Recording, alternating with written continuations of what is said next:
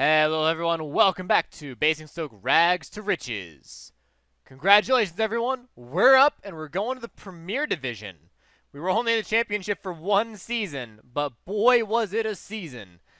Let's go ahead and go check that out. So, first off, team stats for the season.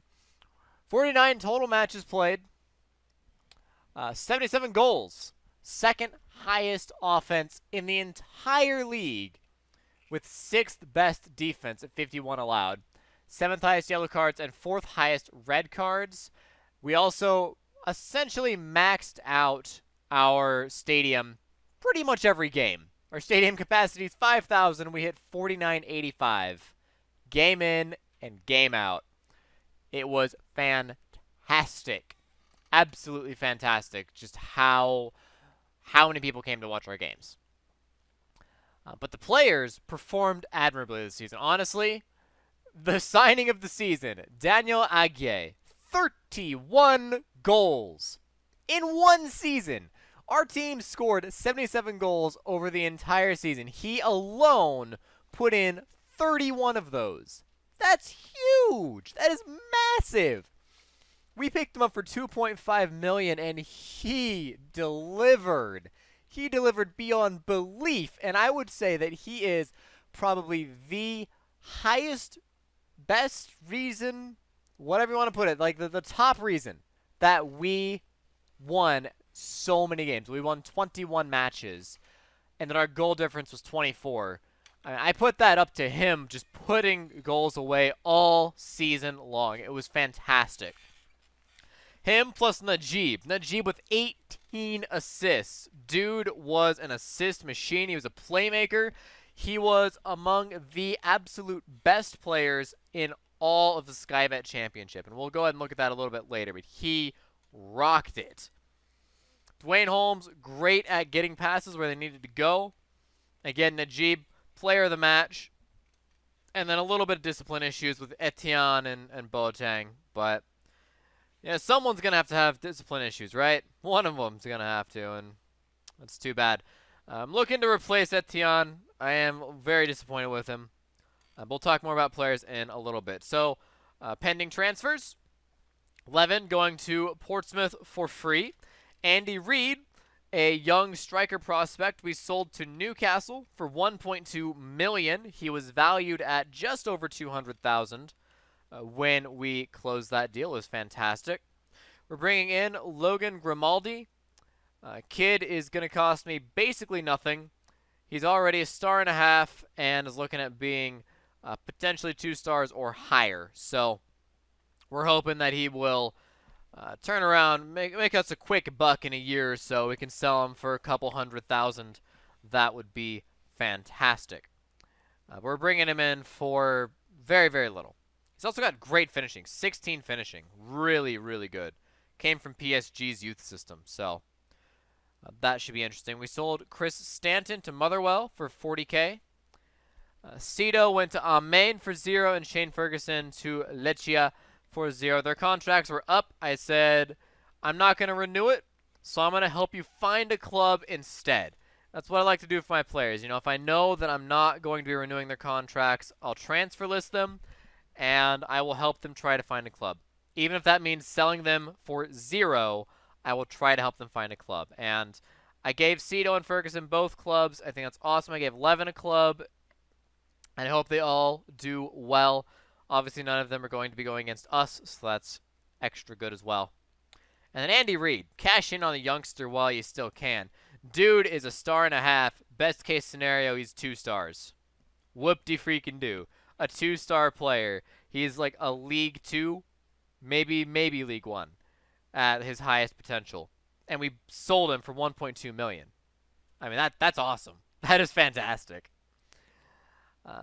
We've already received a lot of our sponsorship money for the coming year, and we were already looking at a lot of options going forward. The projected money to earn next year, it said $110 million is what the board was saying is what we are projected to profit next year. Now, obviously, that's going to go down a great deal as I spend this $400,000 per week and $32 million budget. That's going to drop significantly, probably under $50 million in profit. But even so, $50 million in profit is pretty freaking awesome, if you ask me. Like that's something that I want. That's pretty exciting. So, really looking forward to the Premier Division. And our finances have actually been on the up and up this entire last, I guess, half of the year. We've been working really hard to, again, we sold Andy Reid for $1.2 million.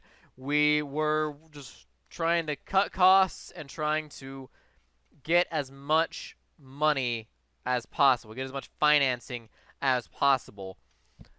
And that means performing well in the cups, and that means getting rid of some players.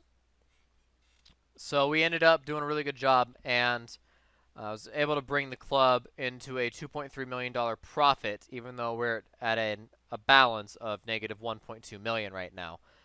But this will all sort itself out over the course of the summer. We have some very exciting things happening that we will talk about in just a little bit. So, the actual squad, the team itself. Quentin Bratt, 57 appearances, never injured. And he did a great job this season as our goalkeeper. 49 appearances for 51 allowed. You know, I'll take that. That's really solid. A 6.97 average. Really solid. Really happy with how he performed. I don't know how he's going to do next year, since we're going up to the Premier Division, but he is a solid championship level goalkeeper. Absolutely. And he's a big guy. He's a very big guy. I mean, we're talking as big as they come, just about. Thought that was an information. It's in attributes. It's in attributes. 193 centimeters, 85 kilos. I mean, dude is massive beyond belief, and that really helps having a big guy in goal. A big guy who's really good at being goalkeeper. It's fantastic. He did a great job. Looking at actual goals going around, Carvalho with 11. He did a fantastic job. We signed him on to a new contract for $13,000 per week. We're also in negotiations with Najib. Probably going to put him around the same as Carvalho if we can. I see them both being very similar in skill level, but Najib is a little bit older, so I think he'll probably ask for a little bit more money. Coco did a great job. We brought him in, I think, mid-season, and he has done a fantastic job for us. He's actually an Ivorian international. Of course, being the Ivory head coach, I get to decide whether or not he gets to play, and I am not featuring him in this current World Cup unless we get another injury, and we'll get to Ivory Coast in a little bit, but it's been bad. But he's really solid. He's a great player. And he's done a great job for us, putting in 6 total goals. Najib also picking up 6 goals. Levin, who is leaving, 9 goals in 17 appearances. Great work by Levin. He did a great job this season. And I'm honestly happy to see him go, because I'm looking for a new striker. I need a new striker. I can't just rely on Daniel the entire time. I need a new striker, and Levin's not good enough. He won't be. As far as defense is concerned, Piero did a fantastic job. So did Albani. Now, I'm not certain whether or not I want to keep Albani around for next season. Now, if we want to keep him from Enter, is actually the club that we are taking him from right now. If we want to keep him, we have to pretty much make that bid now. He's a solid player, to be sure, but is he really good enough to be a Premier Division? I think he could be. He's 21. So there's definitely some growth potential there for him. So we might hold on to Albani for next season. We'll see. I'm looking around, seeing if I can pick up any decent Premier Division anything right now. So we're looking around. We'll see what we have. There was a player, Fulani. He's at Anderlecht right now, but his contract's going to expire. He's a midfield center. Hoping we can pick him up. I don't think we'll keep around Kevin Smits or Phil Hopkins. I couldn't play Kevin Smits really reasonably enough. There's just enough players mid-center that I really just couldn't play him. I like him. He's 18, and I think he could do a really good job for us.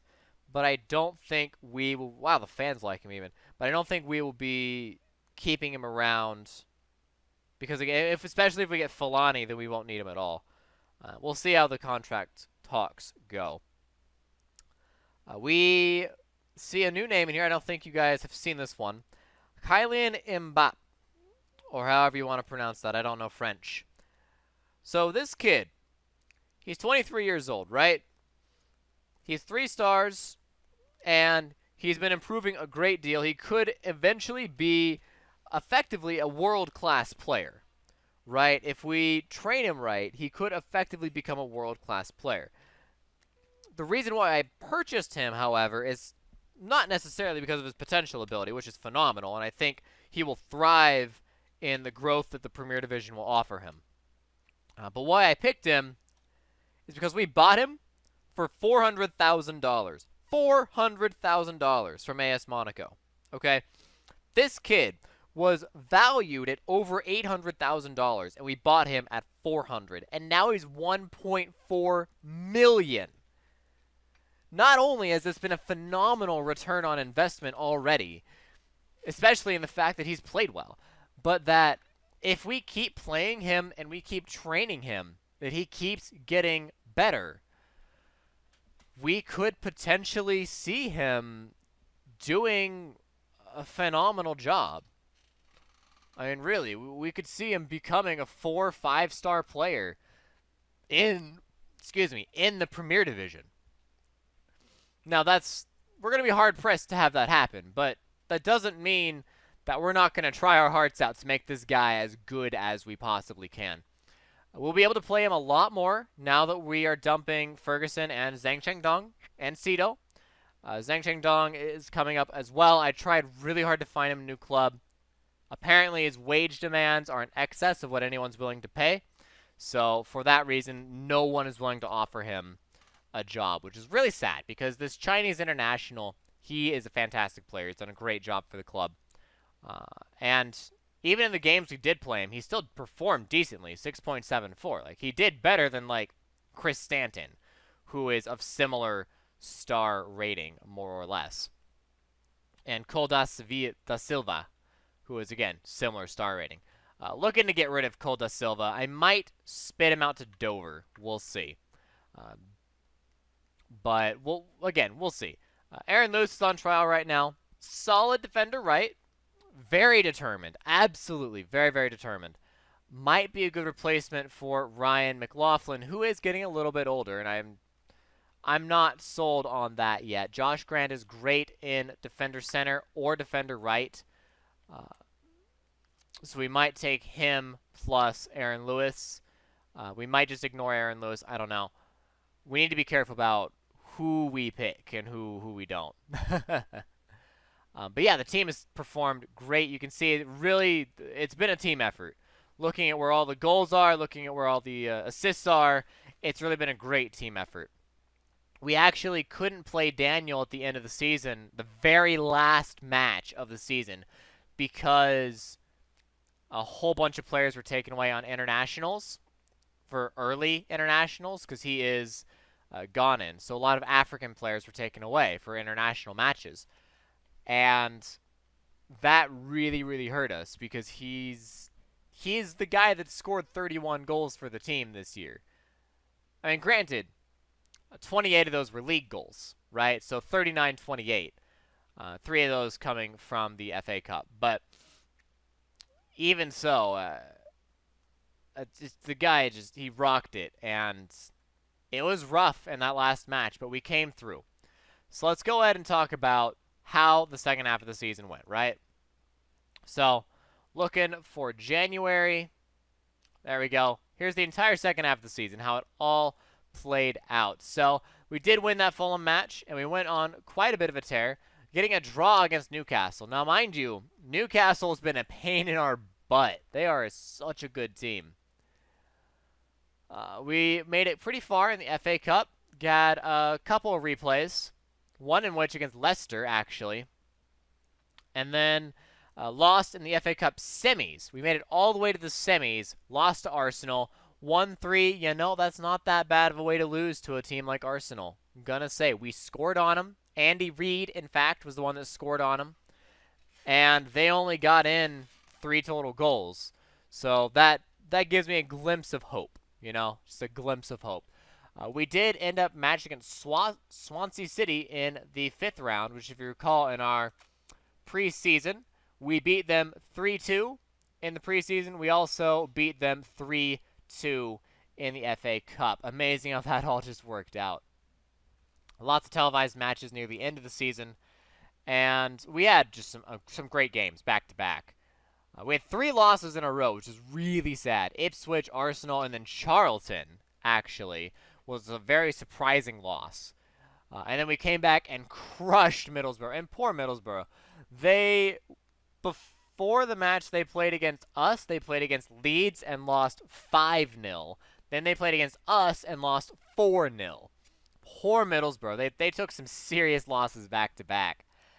We finished off our regular season against Leeds and beat them 4-3 in just one heck of a match. Daniel Aguirre picking up 4 goals in one match. It was just a sight to behold. And then we were paired against Newcastle in the playoffs, the semifinals, paired against Newcastle, who was able to squeak in. Now, if we go ahead and go back to the league table here, you can see Newcastle picking up 6th, Bournemouth picking up 7th. Now, Bournemouth, before that final game against Leeds, Bournemouth was in 6th. They had it. All they had to do was win their match, and they failed to do that, and it went to Newcastle, who was able to squeak into 6th place. Unfortunately, obviously they didn't make anything come of it, but they were able to squeak into 6th place there. And then face us off, and they beat us 1-2 in the first match. They did a really good job when they were at home. We got that away goal, but it ended up not mattering that much. Although I guess that one goal was the winner. We won 3-2 on aggregate when we took it back to our place. It was just fantastic. A 2-0, 2 goals from Carvalho. It was beautiful. And then the finals, Leeds beat QPR. I think like 1-0 or something like that. It was pretty close. And again, Daniel was out. But Levin came through, hammered in 2 goals, and took us away to the Premier Division. So Levin did a fantastic job, and I am honestly just blown away at how well he did. When we didn't have Daniel, I was faced with a decision. A very specific decision. Do I play Andy Reid, who is going to be sold to Newcastle? That was already a done deal. The 17-year-old kid who scored on Arsenal, right? This kid that has been doing a really good job and has scored way more goals than anyone ever thought that he would, especially at his age. Or do I play the veteran, Levin? He's getting a little bit slower. He's definitely getting old, but he's been capped 74 times for Georgia, right? I was faced with that decision. It's like Andy Reid is the better player. On paper, Andy Reid is the better player. But Levin has the experience, and he has the international experience. More importantly, he had, again, the international experience playing for Georgia. And because of that international experience, I picked him, and he did not fail me.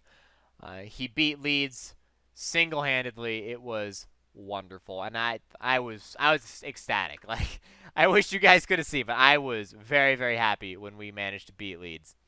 Unfortunately, we didn't get a full crowd, just under 88,000, but you know what? That's fine. That is just fine to me. We did a fantastic job. So, looking at the Sky Bet Championship in a little bit more in depth here, Najib, best player, 7.71 in the entire Sky Bet Championship. Daniel Aguirre getting the top goal scorer of the year at 28 goals. That netted him an additional $71,000 in bonus. So congratulations to him. See the award winners. Can we see Team of the Year? We have player of the year. Okay, players select. So, team of the year. 3 of our players made it in. Aguirre, Carvalho, Najib. Our entire offense right there. So Carvalho up the center, Najib up the left or the right, whichever one I want to place him in, and Aguirre up front, hammering it away. We had 3 players make it in to the starting lineup, and honestly, that was awesome. And again, each of them got paid a hefty sum of money, but for getting in here. But they deserve it. They honestly deserve it. They did a fantastic job this season. And again, player of the match 9 going to Najib. Even though he was the best average player overall, he did not get as many player of the match awards as Si Jin. Or, I don't know. I don't know what his nationality is. But did not get quite as many, which is interesting. Did not top the assist chart either. It's 17 total. Only 2 shy. Only 2 shy. He was very, very close. And luckily, we were not very high on the yellow cards list. Again, Boateng, Etienne, they were both really bad with the yellow cards. And I think Albani as well. But it did not get high enough to appear on the list. And shutouts, we did not have as many shutouts as I would like. But that's okay. You know, that's good. Because we still did a good job. We ended up with 21 wins, 14 draws, and 11 losses, with a goal difference of 24 at 77 points after 46 matches. And it was not a surefire thing. This was a tight race for the playoff positions right up until the very last match. Like, first and second were foregone conclusion. But third through 9th was not a foregone conclusion. It was not a thing until eventually the last, like, 3 games to go. Then it was 3rd through 7th, with Bournemouth and Newcastle being interchangeable 6th and 7th. They kept fighting for it. But there was one of us that wasn't going to make it in, and the other one really deserved to also make it in. It was pretty bad. I think Bournemouth lost their final match, as I recall. No, they got a draw against Rotherham. Even if they had won, they still would have been just shy. But it was just an amazing thing. 77, 77, 77, 75, and then Bournemouth just missing out on 72. The goal difference really counted, and that's where Aguirre really comes in with his goals. His goals are essentially the entire goal difference for us.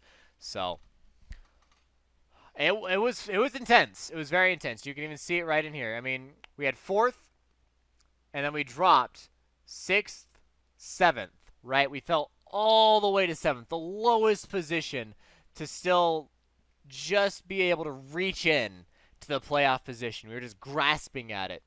Went on a great run. I mean, this is when we had those losses back to back to back like that, those 3 losses.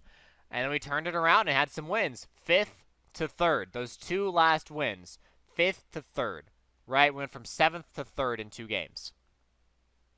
The last 2 games of the season. It was great. It was fantastic. So, great job to the team. Great job to everyone involved. We really kind of did a great job. Our low point of the season was actually 12th. We never went any lower than 12th, which was, I would say, pretty fantastic for a team that was expected to be in a relegation struggle. The club, the board, is doing some very interesting stuff. So let's go ahead and look towards what the board is doing to prepare us for the Premier Division, now that we are a Premier Division team. So we're building a new ground.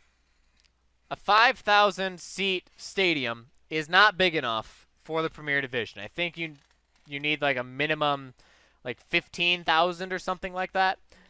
5,000 is big enough for the championship, but is not big enough for the Premier Division. So what we have to do is build a new ground, because we can't actually expand our ground to be big enough anymore. It's just not possible. We're building a brand new stadium, and we sold our old stadium for, I think, around 600,000 or something like that. Sold Soccer AM, and they named the new stadium already that they're building, and it's called Bristow Stadium. Now, obviously, you guys know I'm Birkenbein, not Bristow. So they're not naming it after me. They're naming it after an old legend of the club, Jason Bristow, who played a whole lot for Basingstoke. He did a great job for Basingstoke, and he's an old legend. So they went ahead and named it after him. And I'm totally good with that, honestly. Bristow Stadium, I think, personally, I am happier with that because I don't want to have something necessarily named after me. I mean, that'd be cool and all, but I don't need something to be named after me.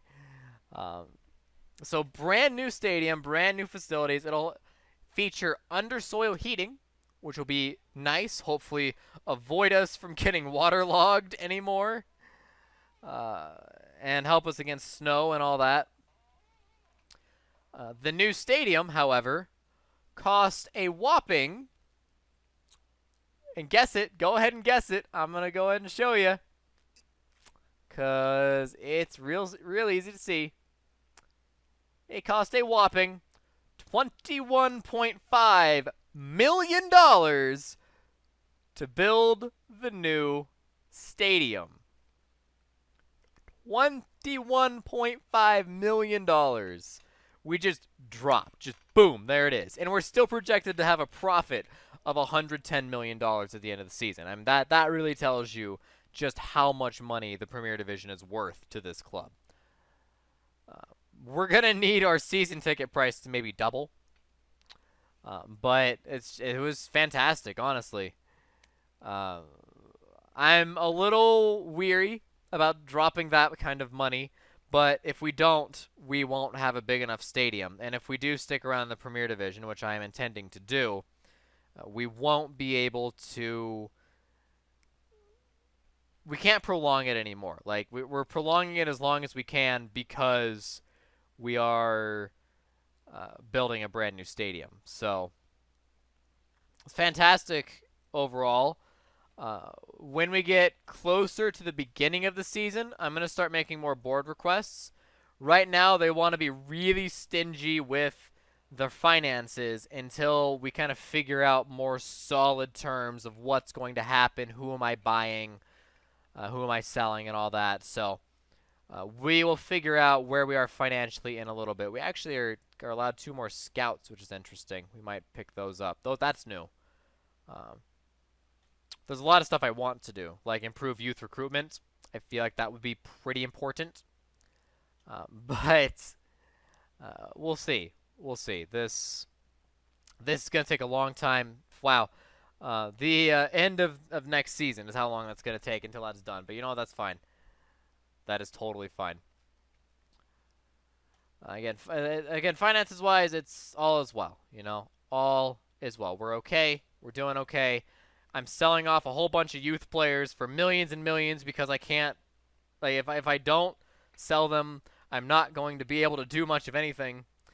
The only exception is I think I'll hold on to Probert, who's looking to be like a superstar in the future. Now, if someone offers me like $10 million for the guy, I think I kind of have to sell him, but I'd rather not. I mean, if I can give the guy game time, if I can give him good training, I would really prefer to do that and keep him at the club. But sometimes you just have to sell the players for what you can get out of them. You know, if I can get another $1 million off of a lot of these other players like Charlebois, if I can sell him for a good chunk of change, I will, because we need the money. We absolutely need the money. And when I get more money flowing into the club, then the board will go ahead and let me do a lot more stuff. So let's go ahead and go through the different leagues real quick. We'll go ahead and see what's what. So the Premier Division. Chelsea wins the Premier Division. Back and forth between Chelsea and Arsenal, actually. Very interesting.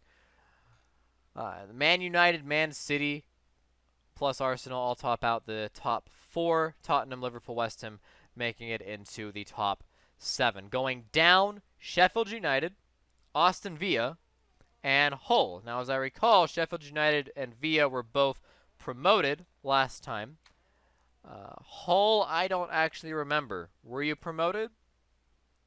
Yes, they were promoted last season, and now they're going back down. So all the teams, that's not very encouraging, all the teams that were promoted last season have all been relegated.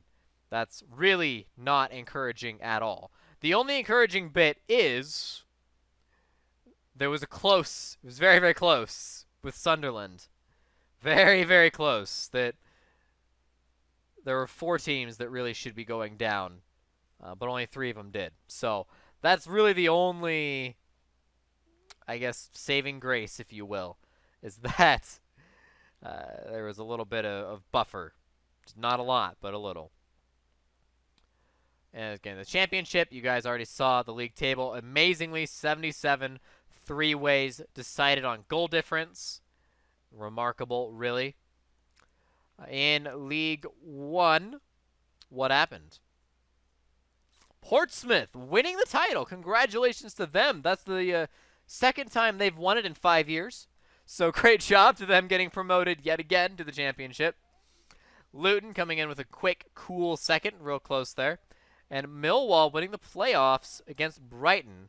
Looks like Fleetwood and Swindon could not quite cut it. Plymouth going down. Exeter going down. Carlisle and Dagon Red also going down. A little sad to see Dagon Red going down. We had a little bit of a thing going on for a little while with them, but it's such is life, I suppose.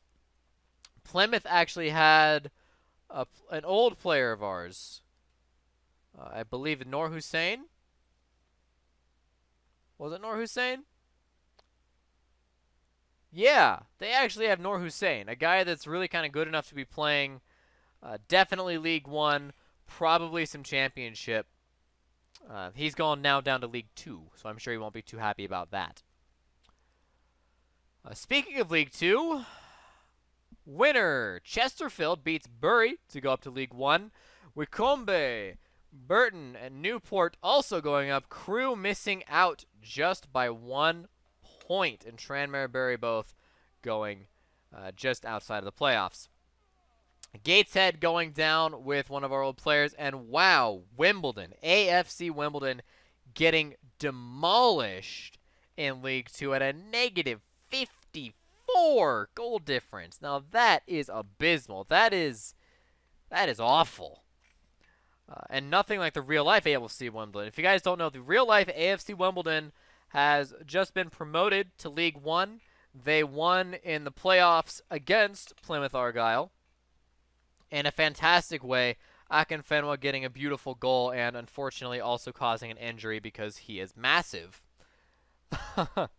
He is a beast. And unfortunately caused an injury. Definitely not on purpose. You could tell that wasn't on purpose. But real AFC Wimbledon is in League 1, which is fantastic for them. 14 years alive, and they're doing a good job. Unfortunately, virtual AFC Wimbledon is being relegated out of football. The VNL, Ebbsfleet, going back up. Good for them. I'm happy to see them going back up. Kick in the teeth for Bristol Rovers. Missing out by 3 points to AFC Telford. That is a big kick in the teeth to Bristol Rovers. That sucks for them. We'll see what happens. Bromley, Bishop Stortford, Lowestoft, and Forest Green all going down fairly convincingly aside from Bromley. Could have easily been Oxford City. The Vanarama League North, AFC Fylde going up, beating out Stalybridge. Also going up, Salford. Wow, really? That's a team that's been doing better than I would expect. They kind of came up out of nowhere, out of the EL8s, the 8th tier of football, and now they're going to be in the 5th tier of football next season. So congratulations to them. Ilkeston, I'm not sure what they are. They're actually doing pretty well too, coming from the 7th, and they're doing okay. So congrats to them. Southport, Stourbridge, and York all going down. A little bit rough there. And finally, the South says Dover goes up on extra time. 3-1 over Chelmsford. Congratulations to Dover, and congratulations to Woking. Definitely hard fought among those top 4 teams. Really hard fought. 3 points separating 4 teams. That could have gone to anyone, but going against Chelmsford, They were way behind on the quality. How they made it through against Eastbourne Borough is really quite surprising. But great for Dover because Dover had a nice, calm 3-1 victory over Chelmsford. So congratulations to them. They're going back up to the VNL. Truro going down barely. Hampton and Richmond being spared. Gloucester, and Staines also all going down. So cups, tournaments, FA Cup. Winner is Chelsea, beating out Arsenal. That is the second year in a row for Chelsea. Congratulations to them. Third time in 4 years. Capital One Cup goes to Arsenal, who has won it for 3 years in a row, beating out Swansea in extra time. The Community Shield, also going to Arsenal, beating out Chelsea. Lots of back and forth there. The John Stones Paint Trophy winner is Fleetwood. Awesome. Congratulations to Fleetwood, beating out Peterborough. Going to the FA Trophy now, we see Dover wins that one. Holy crap. Awesome job, Dover. That's a great season for them, actually. They beat out Ebbsfleet, which is surprising because Ebbsfleet ended up getting promoted, I think, back into League Two, and now Dover picking up that win. Definitely unexpected, but it would seem that our players that we sent to Dover have definitely done a good job, that they've really rocked it. So congratulations to Dover, taking out Ebbsfleet on penalties 1-1. Very well done. We'll look at the Euro Cup next. So Euro Cup, please. There it is, the Euro Cup. Real Madrid beating out Atletico 3-1 pretty handily there. Where are the English teams? West Ham. Okay, West Ham made it to the semifinals. The quarters, Tottenham was knocked out. Manchester City actually knocked out, understandably, to Real Madrid. That is a very understandable loss. All right. Looking at the European Super Cup. Goes to SLB, beating out Dynamo Kiev. Very well done. And the European Champions Cup goes to SLB, actually, beating out Sporting Portugal. Big domination there. The England team's fallen off a little bit after Chelsea's dominance. SLB is coming in strong. SLB actually beat FCP. Sporting Portugal beat Dortmund. Arsenal and Chelsea both knocked out in the quarters, but who else? Barcelona knocked out by PSG 5-0 in the first knockout round. Wow. Bayern going down to Sporting Portugal. Zenit falling to Dortmund. Man United falling to FCP. Wow. That is insane. European Champions Cup, very exciting this year. All right. Well, there's only one last thing to talk about, and that is, in fact, the hellscape that is the Ivory Coast national team. So, Ivory Coast, right? We're a pretty good team overall. I mean, we are 9th in the world. We've been holding that position for quite a while, and the thereabouts. Trying really hard to stay above France, and we're doing a good job of staying above France. That has definitely benefited the team, staying above France. Looking at maybe actually, give me a re-scout and no Curry. Maybe we can pick him up. Barcelona don't want him. I do. And he can play in the Premier Division with us. If we can pick him up, whoo-hoo, yeah, want that. Anyways, so we've had some issues. So let's look at our squad here. So you can see we currently have 2 injuries. Gervinho, a player with 155 caps. 157 caps. Right? He's been around a while, right? He got injured pretty badly. And then one of our defender lefts also got injured. However, that is not everything. We've received several other injuries. Ty B, injured. Bryce Diallo, which I guess I shot right past. I guess can't see him in here because he's not available. Bryce Diallo, injured. He used to be like right here. He was one of our first teamers. Grado came out okay. Okay, so that's good.